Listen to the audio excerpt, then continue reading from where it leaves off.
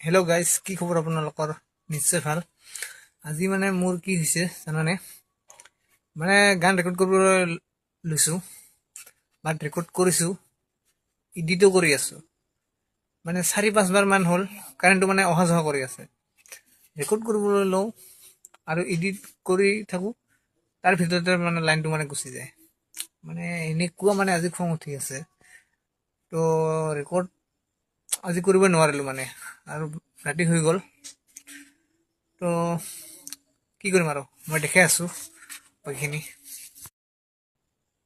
তো গাইজ চাওক, এইফালে চবেই ৰেডি আছে, চাওক এইবিলাক অন আছে। এইটো মানে কম্পিউটাৰটো মানে অন নাই, এইটো চাওক মানে কাৰেণ্ট নাই। এইবিলাক অন আছে মানে কি, আমাৰ ইনভাৰ্টাৰ আছে ঘৰত, তো এইবিলাক ইনভাৰ্টাৰত মানে চলি আছে।